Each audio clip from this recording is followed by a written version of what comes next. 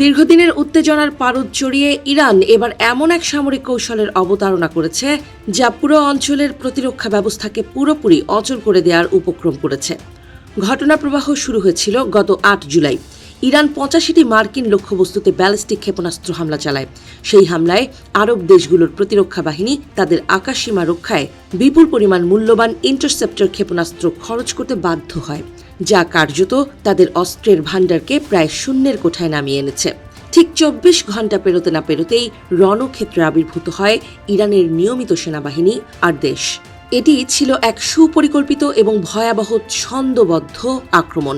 প্রথম দিনে ক্ষেপণাস্ত্রের আঘাতে আকাশ প্রতিরক্ষা ব্যবস্থাকে যখন দুর্বল করে দেওয়া হয়েছিল, দ্বিতীয় দিনে ড্রোনের ঝাঁক পাঠিয়ে ইরান সেই ব্যবস্থার সেন্সর এবং গুরুত্বপূর্ণ লজিস্টিক কেন্দ্রগুলোকে অন্ধ করে দেওয়ার কাজ সম্পন্ন করে।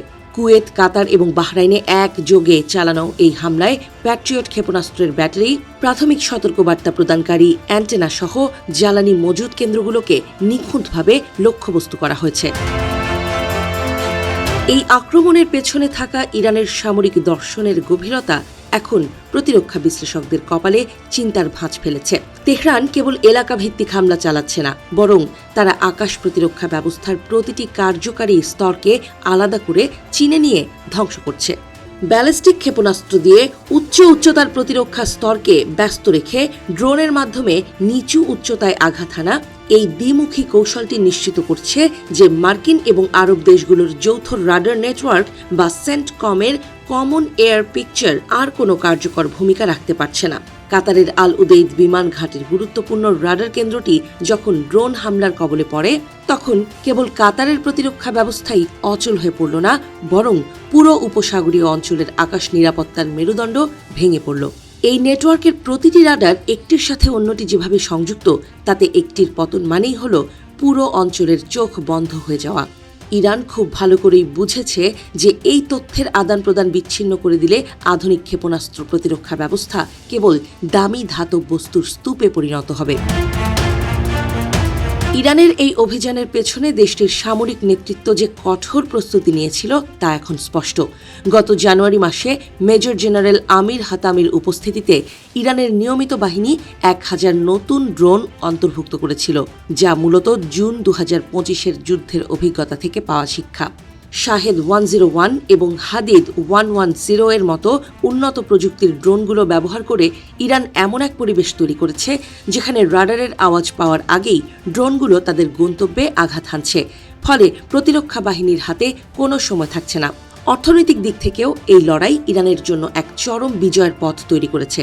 কয়েক মিলিয়ন ডলার মূল্যের ইন্টারসেপ্টর ক্ষেপণাস্ত্র খরচ করে নামমাত্র মূল্যের ড্রোন ধ্বংস করার যে গাণিতিক ফাঁদে ইরান উপসাগরীয় দেশগুলোকে ফেলেছে, তা থেকে বেরিয়ে আসা প্রায় অসম্ভব। এদিকে PAC-3 ক্ষেপণাস্ত্রের আকাশচুম্বী দাম এবং উৎপাদনের সীমাবদ্ধতা, অন্যদিকে ইরানের সস্তা কিন্তু কার্যকর ড্রোনের অঢেল উৎপাদন, এই ভারসাম্যহীনতা এমন এক পর্যায়ে পৌঁছেছে যে পরবর্তী যে কোনো সংঘাতের পরিণাম এখন সম্পূর্ণ অনিশ্চিত। সবচেয়ে বিস্ময়কর ব্যাপার হলো ইরানের IRGC এবং আরদেশ, এই দুই বাহিনীর এমন নিখুঁত সমন্বয়।